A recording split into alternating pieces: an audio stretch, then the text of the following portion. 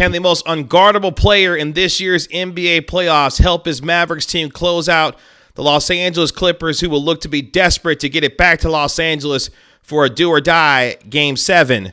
This is the Gray Area right here on Kevin Gray Sports. My name is Kevin Gray. You can find me on Twitter, Facebook, and Instagram at Kevin Gray Sports. Be sure to hit that subscribe button right there for all things Kevin Gray Sports here on YouTube. And you can catch me on your home of the Dallas Cowboys and Texas Rangers, 105.3 The Fan. The Dallas Mavericks look to close out a Los Angeles Clippers team that will be desperate going inside of the American Airlines Center to try and walk out with a road win to send it back to Los Angeles for a do-or-die Game 7. The road team in this series through 5 games has won every single game so far between the Dallas Mavericks and the Los Angeles Clippers. It has been a tremendous series thus far for two basketball teams that continue to put on tremendous offensive displays, especially for a guy in Luka Doncic averaging 35 points per game, 9.4 assists per game, while also 8.0 rebounds per game, shooting 43% from the three-point line. Yes, I know he's also shooting 43% from the free throw line, but nonetheless, this is a player in Luka Doncic who is the first player since the 1997-98 season to record at least 40-plus points and at least 10-plus assists through 3 quarters of a playoff game, and the first player in NBA history to have at least 361 points, 99-plus rebounds, and 99-plus assists through his first 11 career playoff games. That is the kind of rarefied history that the 22-year-old superstar is making. Luka Doncic should be another first-team All-NBA selection for the second year in a row, but he is going to have to do that much more heavy lifting going into Game 6, but more importantly, get some help from a supporting cast in Game 5 that was absolutely tremendous. I'm looking at a guy like Dwight Powell, who is a plus 17 in the third quarter with his energy and his hustle. A guy like Tim Hardaway Jr., who dropped 20 points in Game 5, including a crucial three-pointer late in the fourth quarter. I'm looking at other role players on this team like a Josh Richardson, who had a couple of key free throws to seal it to win Game 5. I'm looking at the entirety of this team, including the unicorn Kristaps Porzingis. Now, Kristaps Porzingis did hit a massive three that put the Mavericks up 10 at 101-91, but he has been much maligned and beat up by those who cover this team and are fans of this Mavericks team throughout the entirety of this series because of his poor play, except for what he did in Game number 2. Porzingis is going to have to show up big in Game number 6. He is going to have to be the kind of interior paint presence that he's capable of being. He's going to have to be the 20-9 guy that he was during the regular season. He's going to have to be the guy that stretches the floor from the three-point line and doesn't mentally play himself out of games at times the way he does. He's going to have to stay mentally focused and locked in on both ends of the floor to give Luka Doncic the kind of support that he needs to help them carry this team past a desperate Clippers team where you saw a robot Kawhi malfunction, especially in the third quarter where he had just 4 points and 3 turnovers. Paul George couldn't get a grip on the basketball. Meanwhile, Kawhi Leonard airballing a potential game-tying three-pointer. The Clippers did not play their best basketball, and give credit to Rick Carlisle for the stroke of genius that he had by starting Boban Marjanovic, who, yes, finished with a plus-minus of -9, but at the same time was effective and did what he had to do in the first quarter where he was a +2 in his 8 minutes and 17 seconds of play, providing some shot alteration, eliminating some of the dribble penetration by the Los Angeles Clippers and forced them to shoot three-pointers, which they were not able to hit at the kind of clip that they are normally accustomed to, the way that they were as the number 1 three-point shooting team in all of the NBA. But this, again, gets back to Luka Doncic. Luka Doncic's neck and back have been killing him because he's put an entire city and franchise on his back to try and carry them to heights that they haven't been to since 2011. That is the responsibility of what this 22-year-old superstar is trying to embark on. Here's what Luka Doncic told me after Game 5 about not just the kind of game that he had, but the role players that stepped up to help support him get that 105-100 win and why it's going to be important for them to do so again in Game 6. Here's what Luka Doncic had to say. Kevin Gray, 105 through the Fan. Luka, you've obviously had massive playoff performances before. Do you even get surprised at yourself sometimes at the kinds of performances that you have in these kinds of moments, the way that you did tonight in a game that you guys obviously had to have in this series? I mean, I could have played way better, I missed a lot of shots. Some layups that I shouldn't make. But it wasn't just me, man. It was the whole team, the energy. Doro was unbelievable.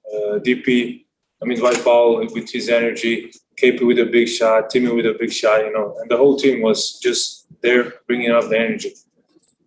So Luka Doncic is saying, look, Dwight Powell, Tim Hardaway Jr., Kristaps Porzingis all had massive moments in Game 5. They will need to have big moments in Game 6 because one lesson that this Mavericks team will need to have learned from Game number 3 is to manage the emotion that they could not do in Game number 3.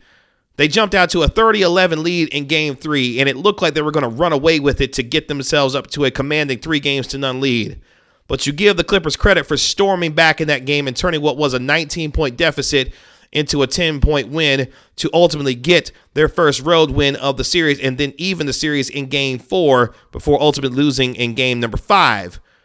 The Clippers will come out and try to punch first, but as Rick Carlisle said during his post-game presser after Game 5, the Mavericks need to try to win the first 5 minutes of this game to set the tone early and, more importantly, treat this game as a marathon, not a sprint. They did that in Game 3 and treating it as a sprint, and it caught up to them at the end, and they were not able to sustain the kind of energy and emotion and shot execution needed to come out with the win in Game 3. That will need to change in Game number 6. Here is Tim Hardaway Jr. also talking about the mentality of trying to keep a road mindset for a team that was 21-15 on the road this season, one of the best road records in all of the NBA, and so far through 5 games of this series have won 3 games on the road. Here's what Tim Hardaway Jr. has to say. We actually keep that road mentality, Coach says, when we're back at home. We already know AAC is going to be live. It's going to be exciting. It's the weekend. So everybody's going to be there early, ready to get the juices flowing.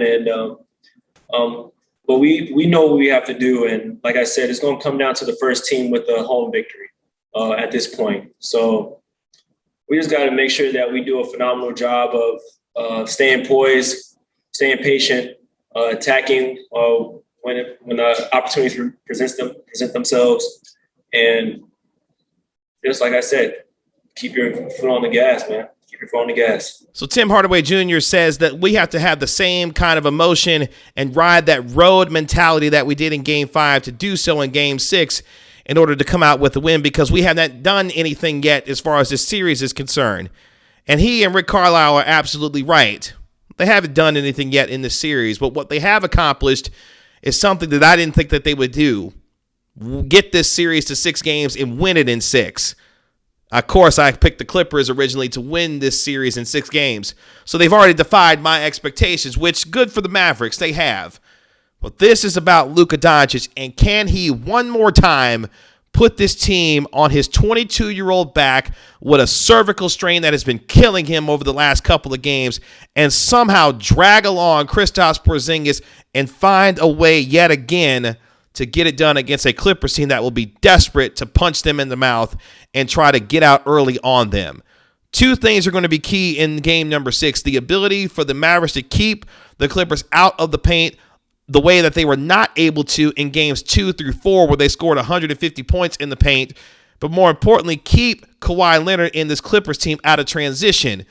You had an opportunity to do so. You've got to be able to sit down and guard these guys and not put them in positions where they're getting comfortable, getting inside the mid-range, death by 1,000 paper cuts when it comes to the robot and Kawhi Leonard, and more importantly, allowing Paul George to get comfortable because that's when things change and go well from the Clippers, when Paul George gets comfortable because Kawhi is going to Kawhi.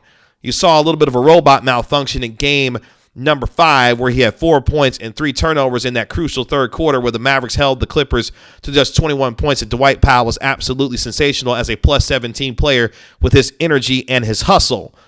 All of these things, but more importantly, the shot making from Tim Hardaway Jr., the effort and mental locked in nature that Kristaps Porzingis is going to have to engage himself in, but more importantly, the supporting cast, Dorian Finney-Smith, Maxi Kleber, and others are going to have to be at their very best to ride the wave of momentum that the MFFLs will try and provide them inside of what will be a raucous American Airlines Center to help this Mavericks team close out a Clippers team that, yes, has a ton of expectations on it, but still has a 2-time NBA champion and a 2-time Finals MVP on its roster, who will look to have a much better Game 6 performance than he did in Game number 5.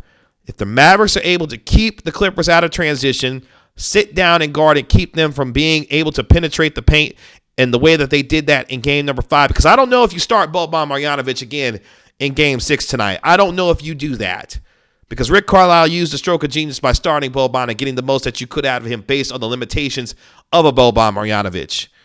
But more importantly, you set a tone that you are willing to adjust yourself to try and beat the Clippers, and that's exactly what Rick Carlisle did. These teams know each other well at this point.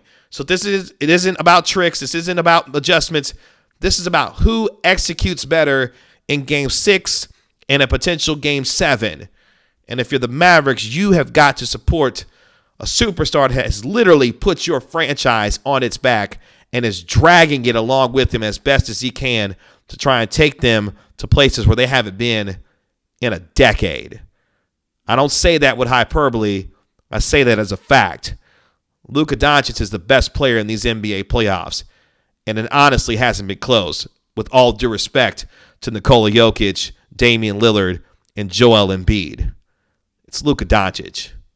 We'll see if he and the Mavericks can close out the Clippers tonight in Game number 6 inside of the American Airlines Center. I'll have my post-game report from inside the AAC, win or lose, as the Mavericks try to close out the Los Angeles Clippers in Game number 6.